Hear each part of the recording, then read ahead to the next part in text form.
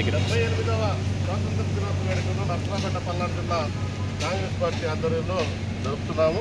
ముందుగా వందే మాతరం గీతాన్ని ఆలాపిస్తాం. ఈ సందర్భంగా వందే మాతరం వందే మాతరం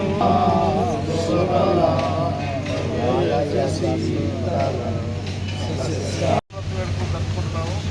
ఎంతోమంది దేశభక్తులు త్యాగాల ఫలితమే మనకి 1947 ఆగస్టు 15న స్వాతంత్రం సిద్ధించింది.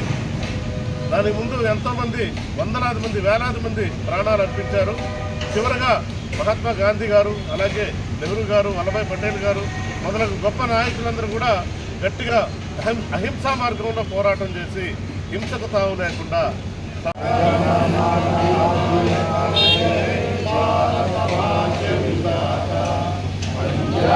సింధు గుజరాత మరాఠ ద్రావిడ ఉత్తర వంగ హిమాచల యమునా